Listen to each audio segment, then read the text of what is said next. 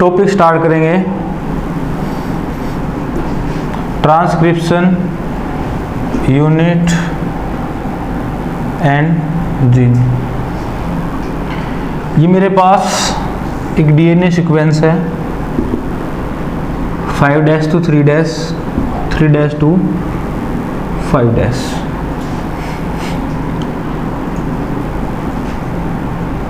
इसकी होगी ट्रांसक्रिप्शन।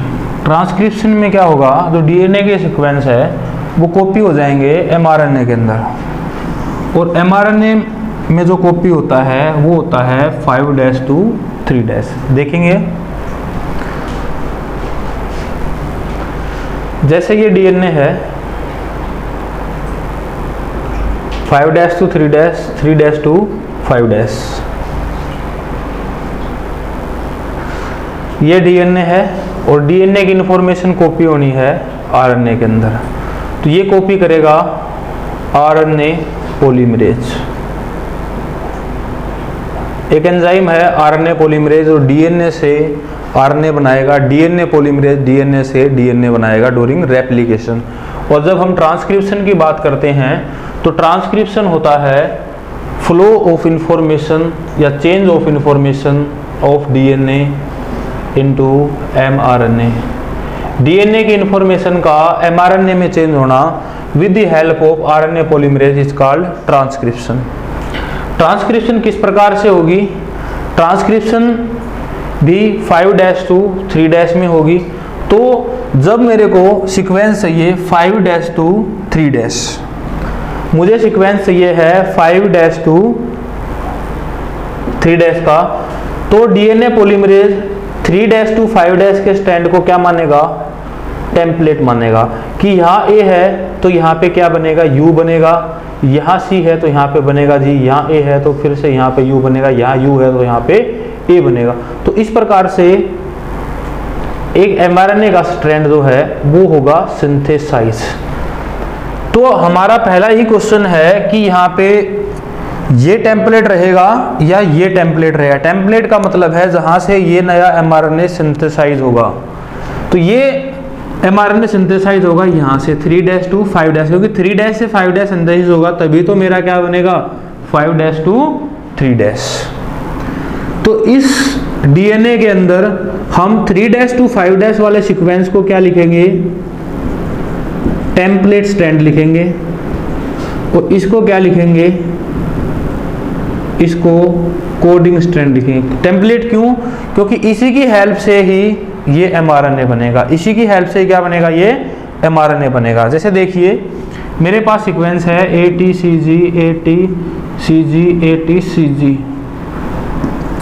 5' 3', इसका 3' हो जाएगा TAGC TAGC TAGC। अगर मैं बोलूं कि इसका एमआरएनए बनाना है तो वो इसकी हेल्प से होगा 3', इसकी जगह क्या आ जाएगा, यू आ जाएगा, सॉरी इसकी जगह ए आएगा, और ए की बेस पेयरिंग टी के साथ होती है, लेकिन एमआरएनए में टी की जगह क्या होगा, यूरासिल होगा, तो ये हो जाएगा AUCG AUCG AUCG 3'। तो ये मेरे पास क्या आ गया, ये मेरे पास एमआरएनए का एक सीक्वेंस आ गया। क्या आ गया, एमआरएनए का एक सीक्वेंस आ गया। ठीक है, फिर बात करेंगे कि क्या पूरा का पूरा डीएनए ट्रांसक्राइब होता है। नहीं, पूरा का पूरा डीएनए कभी ट्रांसक्रिप्शन नहीं करता, पूरा का पूरे डीएनए की इंफॉर्मेशन जो है वो एमआरएनए में नहीं जाती। तो इस डीएनए सीक्वेंस के अंदर कुछ जीन्स या यूनिट कह लीजिए, जहां से ट्रांसक्रिप्शन इस डीएनए के अंदर स्टार्ट होगी तो उसको तो बोलेंगे प्रमोटर, या उस जीन को बोलेंगे प्रमोटर जीन। कि ये जो डीएनए हो सकता है ट्रांसक्रिप्शन यहाँ से स्टार्ट हो तो यहाँ पे प्रमोटर प्रेजेंट होगा, हो सकता है कि ट्रांसक्रिप्शन यहाँ से स्टार्ट हो और आगे तक हो तो यहाँ पे प्रमोटर जीन होगा। प्रमोटर जीन वो होगा या प्रमोटर रीजन वो रीजन होगा जहाँ से क्या होगी, ट्रांसक्रिप्शन स्टार्ट होगी, या जहाँ पर आरएनए पॉलीमरेज आएगा। मान लीजिए कि प्रमोटर यहाँ पे है तो जो ये पॉलीमरेज है वो यहाँ आएगा और इससे आगे फर्दर काम करेगा। प्रमोटर जीन वो जीन है जहां से ट्रांसक्रिप्शन स्टार्ट होगी, फिर है हमारा स्ट्रक्चरल जीन। स्ट्रक्चरल जीन वो जीन है जिसका टोटल ट्रांसक्रिप्शन होगा, जिसका क्या होगा, ट्रांसक्रिप्शन होगा। मान लो यहाँ से ट्रांसक्रिप्शन होनी स्टार्ट हुई और यहाँ पे एंड हो गई, तो यहाँ से यहाँ तक जिस चीज का mRNA बना है वो जीन क्या हो जाएगा, स्ट्रक्चरल जीन हो जाएगा। या जो जीन एक्सप्रेस करेगा, एक्सप्रेस इन द सेंस जो जीन प्रोटीन बनाएगा, वो जीन क्या हो जाएगा, स्ट्रक्चरल जीन हो जाएगा। और वो रीजन क्या हो जाएगा, वो रीजन स्ट्रक्चरल रीजन हो जाएगा। फिर यहां पर होगा टर्मिनेटर जीन, जो बिल्कुल एंड में होगा, जहां से ट्रांसक्रिप्शन एंड हो जाएगी। या टर्मिनेटर रीजन वो रीजन होगा जहां पर ट्रांसक्रिप्शन टर्मिनेट हो जाएगी। अब हमने इस टॉपिक में पढ़ा कि जहां से ट्रांसक्रिप्शन स्टार्ट हो जाएगी वो जीन होगा प्रमोटर जीन, और जहां पे एंड होगी वो जीन होगा टर्मिनेटर जीन। और जिस एरिया की ट्रांसक्रिप्शन होगी वो हो जाएगा स्ट्रक्चरल जीन। इस स्ट्रक्चरल जीन को सिस्टोन भी बोलते हैं। सिस्टोन का मतलब होता है द सीक्वेंस ऑफ डीएनए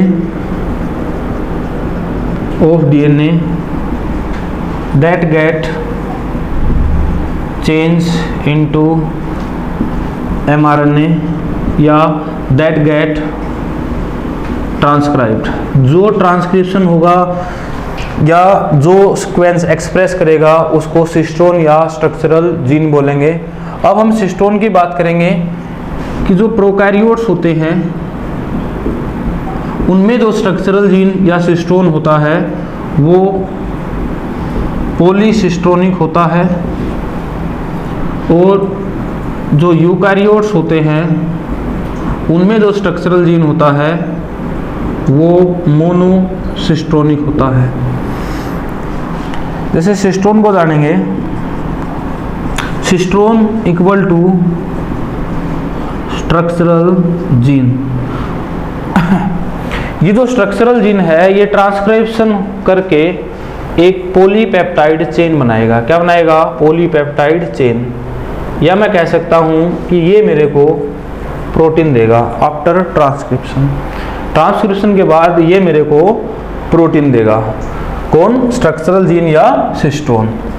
अब मैं बोलता हूं कि प्रोकैरियोट्स के अंदर जो सिस्टोन है वो पॉलीसिस्टोनिक है, और यूकैरियोट्स के अंदर जो सिस्टोन है वो मोनोसिस्टोनिक है। अगर एक स्ट्रक्चरल जीन अगर एक स्ट्रक्चरल जीन है और वो मैनी प्रोटीन बनाता है, बहुत सारे प्रोटीन बनाता है, तो उस सिस्टोन को, उस स्ट्रक्चरल जीन को हम क्या बोलेंगे कि वो पॉलीसिस्टोनिक है। जैसे ये पॉलीसिस्टोनिक हमें देखने को मिलता है ई कोलाई बैक्टीरिया के अंदर। जैसे ये मेरे पास ई कोलाई बैक्टीरिया का पॉलीसिस्टोनिक डीएनए है, तो इसमें ZYA जो है ये इस बैक्टीरिया का स्ट्रक्चरल जीन है। तो Z अपना अलग एंजाइम बना रहा है, Y अपना अलग एंजाइम बना रहा है, A अपना अलग एंजाइम बना रहा है। ठीक है, तो ई कोलाई के अंदर हमने क्या देखा, किस तरह के जीन होते हैं, पॉलीसिस्टोनिक जीन होते हैं। पॉलीसिस्टोनिक का मतलब है कि एक जीन है और वो प्रोटीन बहुत सारे दे रहा है, कि एक जीन से एक ही टाइप का प्रोटीन नहीं बन रहा, अलग अलग टाइप्स के प्रोटीन बन रहे हैं। तो इस अरेंजमेंट को बोलते हैं पॉलीसिस्टोनिक। और यूकैरियोट जैसे हम हैं, हमारे अंदर मोनोसिस्टोनिक स्ट्रक्चरल जीन या सिस्टोन होता है, और ये एक जीन जो है one gene produce one protein. तो यहाँ पर हम इसको बोलेंगे कि यूकैरियोट्स के अंदर जो जीन है वो क्या होता है, वो मोनोसिस्टोनिक होता है। अगली बात, जो यूकैरियोट्स होते हैं उनके अंदर स्प्लिट जीन अरेंजमेंट होती है। स्प्लिट जीन अरेंजमेंट से मतलब है कि भाई डीएनए के अंदर कहीं पे तो कोडिंग स्ट्रैंड होते हैं, फिर यहाँ बीच में नहीं है, फिर यहाँ पे कोडिंग स्ट्रैंड है, फिर बीच में कोई स्ट्रैंड नहीं है। कुछ इस प्रकार से कि पूरे डीएनए के अंदर कुछ इस प्रकार से, मान लो ये कोडिंग स्ट्रैंड है और यहाँ कोडिंग स्ट्रैंड को बोलते हैं एक्सोन, और फिर ये बीच में नॉन कोडिंग स्ट्रैंड आ गया तो इसको बोलते हैं इंट्रोन। ठीक है, तो हमारे जीन के अंदर हमारा जीन के कैसे अरेंजमेंट है, स्प्लिट जीन अरेंजमेंट है, और बैक्टीरिया के अंदर जो जीन है वो साथ साथ चलते हैं। हमारे अंदर क्या है, कहीं पे एक्सोन है, कोडिंग पार्ट है, और कहीं पे इंट्रोन है, नॉन कोडिंग पार्ट है। तो हमारे अंदर जो अरेंजमेंट होती है तो वो कैसी अरेंजमेंट होती है, स्प्लिट जीन अरेंजमेंट होती है। तो इस अरेंजमेंट को जब हम ट्रांसक्रिप्शन करते हैं तो प्रॉब्लम आती है, तो इस प्रॉब्लम को दूर करने के लिए इंट्रोन को रिमूव किया जाता है और एक्सोन को जोड़ा जाता है, ताकि हमारी ट्रांसक्रिप्शन एक साथ चलती रहे। ये था हमारा ट्रांसक्रिप्शन यूनिट एंड जीन से। तो आपने इसमें मेनली ध्यान रखना है सिस्टोन के बारे में, और हमारे अंदर जो स्प्लिट जीन अरेंजमेंट है, एक्सोन कोडिंग पार्ट और इंट्रोन नॉन कोडिंग पार्ट। अब हमारा टॉपिक रहेगा type of RNA and process of transcription. ये मैंने आपको करवा दिया कि आरएनए 3 टाइप्स के होते हैं, टीआरएनए, एमआरएनए एंड आरआरएनए। फिर हम पढ़ेंगे प्रोसेस ऑफ ट्रांसक्रिप्शन। ट्रांसक्रिप्शन क्या होती है, फ्लो ऑफ इंफॉर्मेशन या coding of information of DNA sequence into mRNA sequence with the help of RNA polymerase। RNA polymerase DNA से RNA की सिंथेसाइज कराएगा। जो हमारी ट्रांसक्रिप्शन है, जैसे हम अभी पढ़ते हैं ट्रांसक्रिप्शन इन बैक्टीरिया, ये हमारा टॉपिक है बैक्टीरिया के अंदर ट्रांसक्रिप्शन या प्रोसेस ऑफ ट्रांसक्रिप्शन। ट्रांसक्रिप्शन जो है उसके 3 स्टेप हैं। फर्स्ट स्टेप है इनिशिएशन, सेकंड स्टेप रहेगा इलोंगेशन, और हमारा थर्ड स्टेप रहेगा टर्मिनेशन।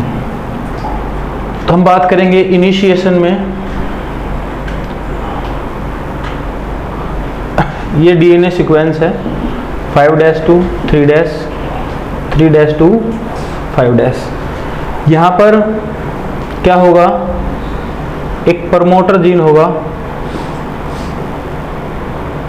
जहाँ से ट्रांसक्रिप्शन स्टार्ट होगी। तो आरएनए पॉलीमरेज इस प्रमोटर जीन के पास आएगा, तो ये प्रमोटर जीन एक फैक्टर रिलीज करेगा जिसको बोलेंगे सिग्मा फैक्टर। और ये सिग्मा फैक्टर क्या है, ये सिग्मा फैक्टर एक इनिशिएशन फैक्टर का काम करेगा फॉर इनिशिएशन ऑफ ट्रांसक्रिप्शंस। तो आरएनए पॉलीमरेज जो है वो 3' to 5' वाले टेम्पलेट स्ट्रैंड के साथ बाइंड होगा और ट्रांसक्रिप्शन को इनिशिएट करेगा। That is initiation of the transcription. Initiation कौन करेगा, आरएनए पॉलीमरेज।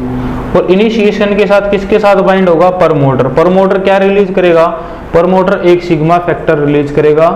इसके बाद है इलोंगेशन। इलोंगेशन में क्या होगा, जो आरएनए पॉलीमरेज है वो टेम्पलेट स्ट्रैंड से आरएनए के नए स्ट्रैंड बनाएगा। मान लीजिए टेम्पलेट पे ए था तो यह यू सिंथेसाइज करेगा, सी था तो यहाँ से जी सिंथेसाइज करेगा।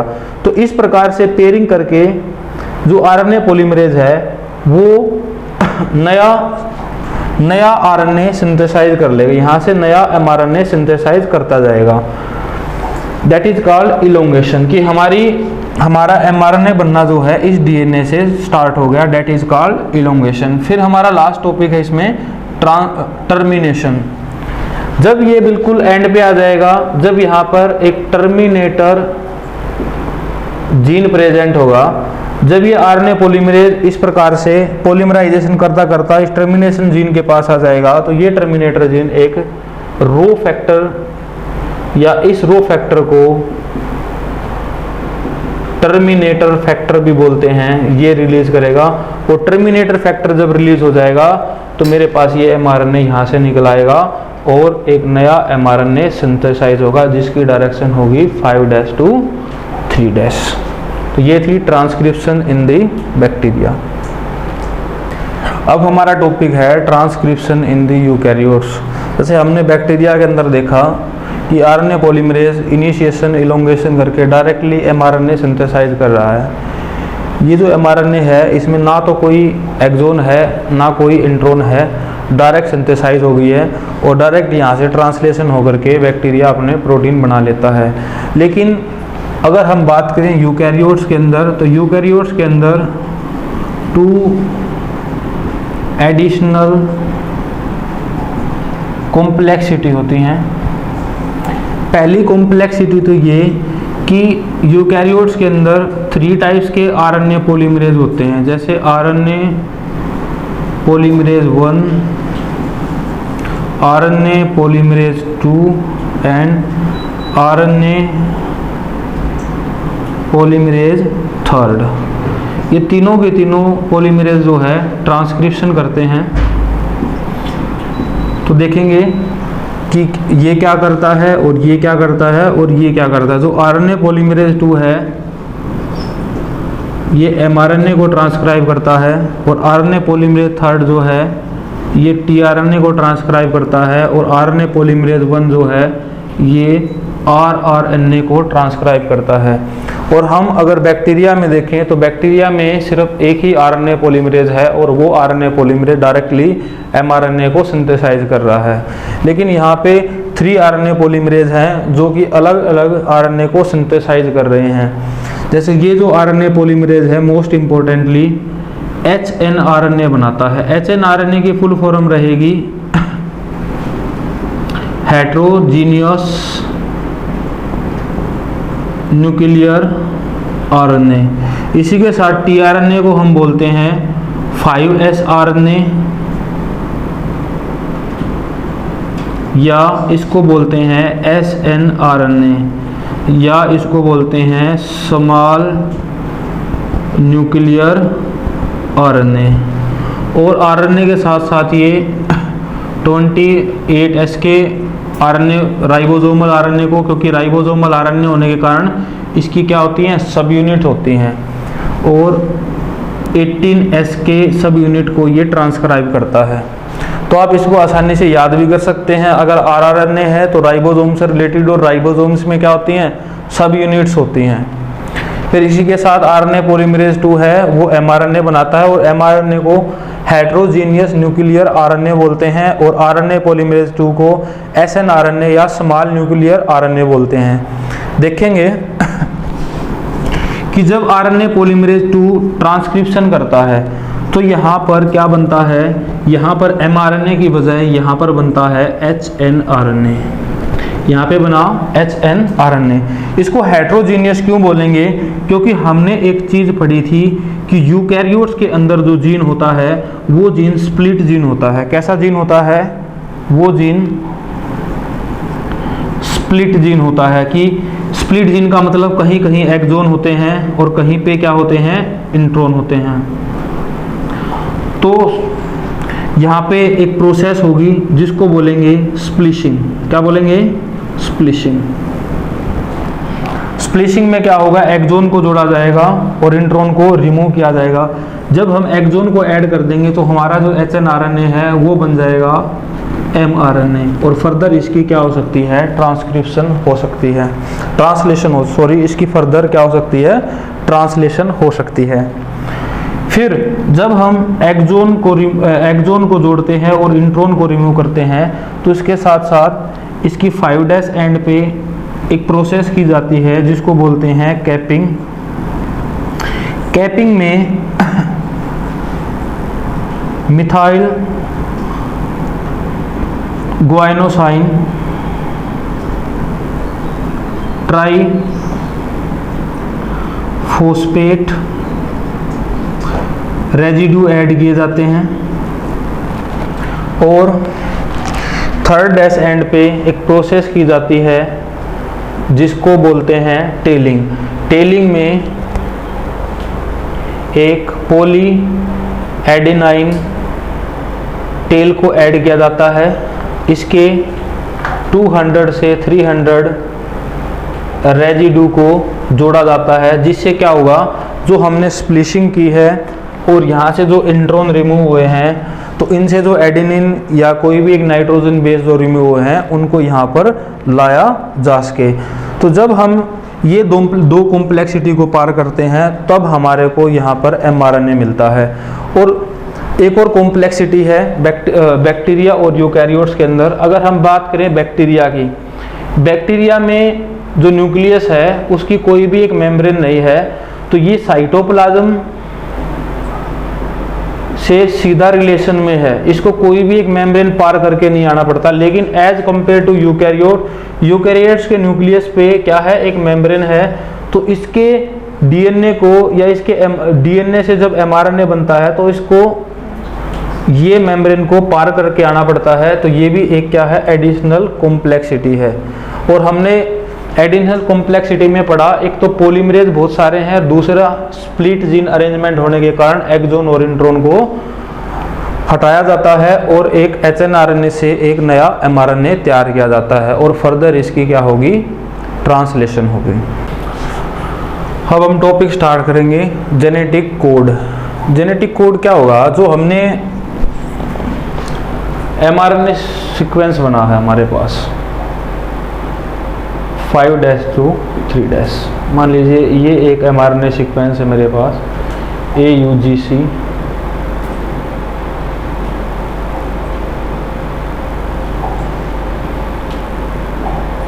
ये मेरे पास एक mRNA सीक्वेंस आया है।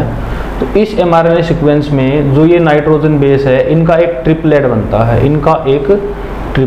है, और ये ट्रिपलेट किसी न किसी अमीनो एसिड को शो करेगा। ये मान लीजिए एक कोई अमीनो एसिड, ये दूसरा और ये थर्ड और ये फोर्थ। तो इस प्रकार से जो इन नाइट्रोजन बेस का mRNA के ऊपर ट्रिपलेट बनता है उसको बोलते हैं कोडोन। और ये कोडोन आफ्टर ट्रांसलेशन के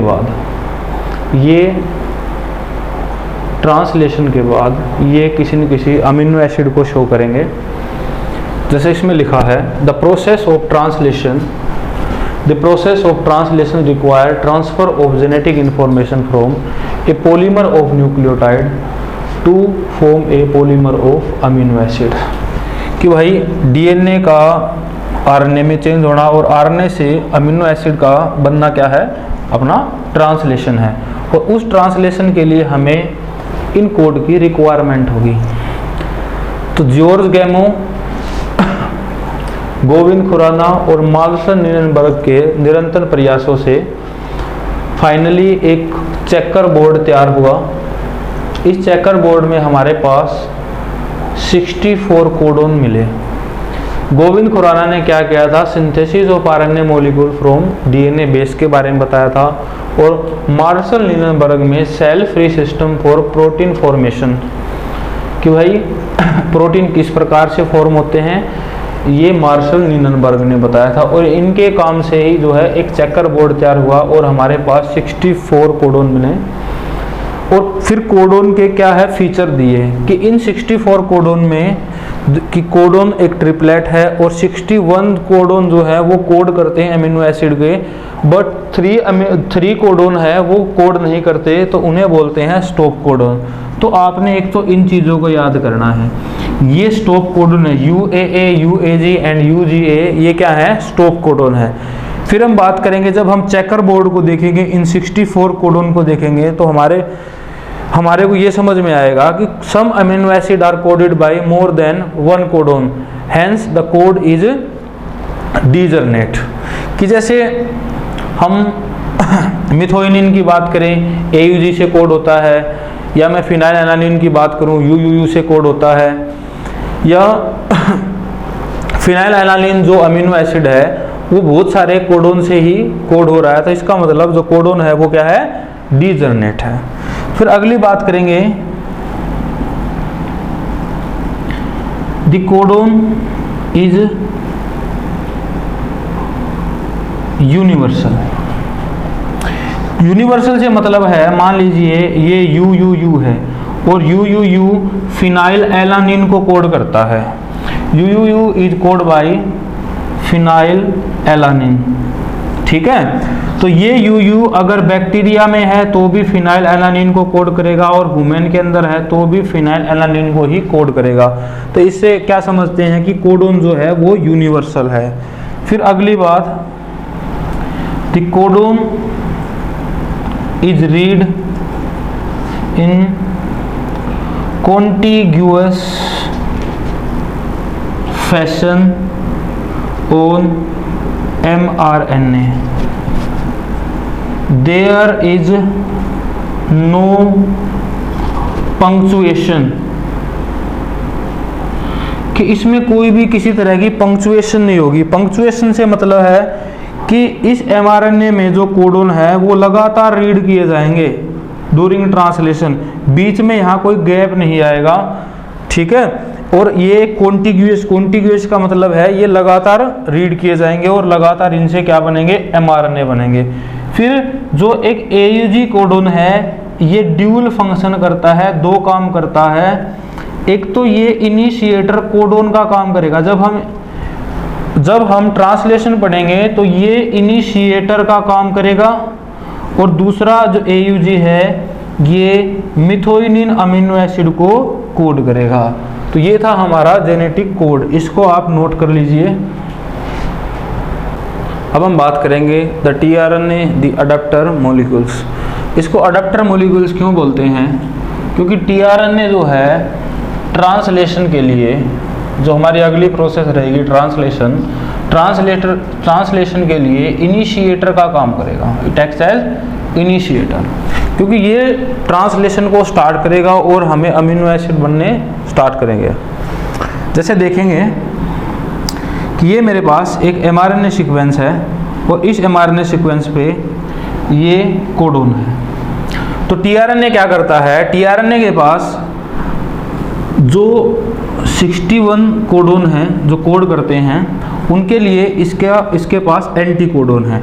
ये एंटी कोडोन इनके साथ क्या करेगा, बाइंडिंग करेगा, और इनके साथ बाइंडिंग करके इस कोडोन से जो अमीनो एसिड बन रहा है वो बना के देगा। फिर ऐसे ही मान लीजिए यहाँ पे ये UAC कोडोन था, तो इसके पास क्या है, इसके लिए भी क्या है, एंटी कोडोन है, और फिर ये एंटी कोडोन हमें क्या बना के देगा, अमीनो एसिड बना के देगा। तो tRNA क्या है, ट्रांसफर RNA है। ये क्या करता है, एक कोडोन को ट्रांसफर करता है अमीनो एसिड्स के अंदर। फिर हम बात करेंगे कि भाई जो tRNA है उसकी साथ साथ चार्जिंग होनी भी बहुत ज़रूरत है, क्योंकि उसको एनर्जी मिलने भी बहुत ज़रूरत है। तो वो एनर्जी कहाँ से लेता है, DNTP डाई न्यूक्लियोटाइड ट्राईफॉस्फेट। इस प्रोसेस को अमीनो एसिटाइलेशन भी बोलते हैं। क्या बोलते हैं इस प्रोसेस को, यहाँ पे चार्जिंग को अमीनो एसिटाइलेशन बोलते हैं। अब हम प्रोसेस करेंगे ट्रांसलेशन।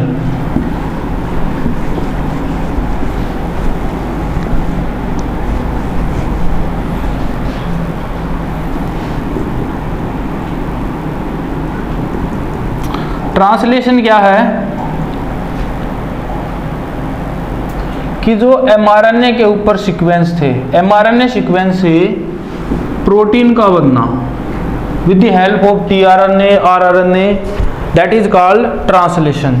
कि भाई flow of information of mRNA to form protein, या mRNA पे जो कोडोन है उनकी हेल्प से प्रोटीन का बनना क्या होता है, ट्रांसलेशंस होता है। अब हम बात करेंगे कि ट्रांसलेशन के 3 स्टेप्स होते हैं, बिल्कुल सिंपल है। फर्स्ट स्टेप है इनिशिएशन, सेकंड स्टेप है elongation, and the third step is termination.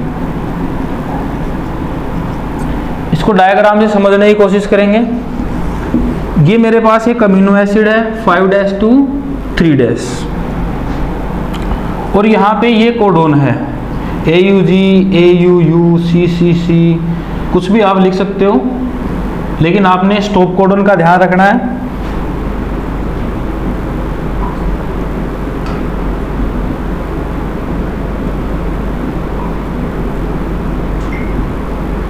ये मेरे पास एक mRNA सीक्वेंस है। जो ट्रांसलेशन की इनिशिएशन है, initiation of the translation is start by A tRNA molecule. TRNA क्या है, अभी पढ़ा था, अडेप्टर मॉलिक्यूल है, और ट्रांसफर आरएनए है। ये ट्रांसफर आरएनए, ये जो टीआरएनए है, टीआरएनए का दो स्ट्रक्चर्स होते हैं। एक तो मैंने लास्ट बनाया था, वो लास्ट स्ट्रक्चर कैसा था, वो लास्ट स्ट्रक्चर था आपका इन्वर्टेड एल, और ये जो स्ट्रक्चर है, ये स्ट्रक्चर आपका क्लोवर लीफ है। कैसा स्ट्रक्चर है, एज जैसे क्लोवर की लीफ होती हैं, तो इसके दो स्ट्रक्चर होते हैं, एक इन्वर्टेड एल और एक क्लोवर लीफ। इन्वर्टेड एल जो मैंने लास्ट बनाया था आपका कुछ इस तरह से, और आपका क्लोवर लीफ ये आपके सामने है। अब देखेंगे कि मैंने बात की थी कि चार इनिशिएशन में क्या होगा, ये charge tRNA bind to initiator codon. हमने कोडोन में बात की थी, जो एयूजी है वो ड्यूल फंक्शन करता है, एक तो मिथोनिन को कोड करता है और एक इनिशिएटर का काम करता है ड्यूरिंग ट्रांसलेशन। तो इसके पास इसके लिए एंटी कोडोन है, इसके लिए क्या होगा, यू होगा, इसके लिए ए और इसके लिए सी। तो यहाँ पर कौन सा अमीनो एसिड बनेगा, यहाँ पर मिथोनिन बनेगा, या मैं इसको अपनी याददाश्त के लिए ए अमीनो एसिड फर्स्ट लिख सकता हूँ। तो ये क्या हो जाएगी, इनिशिएशन ऑफ टीआरएनए हो जाएगी। क्या हो जाएगी, इनिशिएशन ऑफ टीआरएनए हो जाएगी। फिर हम बात करेंगे इलोंगेशन की। इलोंगेशन में क्या होगा, एक नेक्स्ट चार्ज टीआरएनए, एक नेक्स्ट चार्ज टीआरएनए क्या होगा, वो बाइंड होगा नेक्स्ट कोडोन से, कि भाई ये एक नेक्स्ट चार्ज टीआरएनए है, ये बाइंड होगा नेक्स्ट कोडोन से, और यहां से इसका एंटी कोडोन बनाएगा यूसीसी, और एक नया अमीनो एसिड बनाएगा। फिर इस इलोंगेशन में क्या होगा, राइबोसोम की यूनिट बाइंड होंगी। राइबोसोम्स की दो यूनिट होती हैं, एक होती है लार्ज सब यूनिट और एक होती है स्मॉलर सब यूनिट। इस प्रकार से ये सब यूनिट क्या हो जाएंगी, बाइंड होंगी। ये राइबोसोम है, और यहाँ पे राइबोसोम कौन प्रोवाइड करा रहा है, आरएनए जो है यहाँ पे ट्रांसलेशन में राइबोसोम को प्रोवाइड करा रहा है। ये आपका क्वेश्चन हो सकता है कि what is the role of RNA during translation, तो it provide ribosome during translation. अब राइबोसोम यहाँ पे क्या करेगा, राइबोसोम इस अमीनो एसिड और इस अमीनो एसिड के बीच में एक पेप्टाइड बॉन्ड फॉर्म कराएगा, जिसके कारण क्या हो जाएगा, अमीनो एसिड बनने क्या हो जाएंगे, स्टार्ट हो जाएंगे, and that is called elongation, और ये चेन इलोंगेट होती चली जाएगी। फिर है हमारा टर्मिनेशन। टर्मिनेशन में क्या होगा, ये इधर आते आते देखो, ये टीआरएनए आया, अमीनो एसिड बनाया, फिर नेक्स्ट आया अमीनो एसिड बनाया, ये अमीनो एसिड यहाँ से हट करके वापस चार्ज होगा, अमीनो एसिड टाइलेशन में जाएगा, चार्ज होके फर्दर यहाँ होगा, फिर ये चला जाएगा, चार्ज होके फर्दर यहाँ आएगा, साथ साथ पेप्टाइड बॉन्ड बनते चले जाएंगे। और जब ये टीआरएनए यहाँ पर आएगा, और ये क्या है, स्टॉप कोडोन है, ये क्या है, स्टॉप कोडोन। और स्टॉप कोडोन के लिए इस टीआरएनए के पास कोई भी एंटी कोडोन नहीं होता है, तो इसके पास कोई भी एंटी कोडोन नहीं होगा, नो एंटी कोडोन। और जब इसके पास एंटी कोडोन नहीं होगा, तो ये जो प्रोसेस है ट्रांसलेशन की, ये यहीं पे ही क्या हो जाएगी, एंड हो जाएगी, और मेरे पास अमीनो एसिड की या एक प्रोटीन की पॉलीपेप्टाइड चेन बनेगी, और मेरे को एक प्रोटीन तैयार होगा, that is called polypeptide chain. फिर मान लीजिए ट्रांसलेशन आपकी यहाँ से स्टार्ट होते हो, यहाँ पर भी कुछ रीजन बच जाते हैं, या एंडिंग के बाद यहाँ कुछ रीजन बच जाते हैं, तो इन रीजन को बोलते हैं UTR, या इन्हें बोलते हैं अनट्रांसलेटेड रीजन्स। तो ये था हमारा टॉपिक ट्रांसलेशन।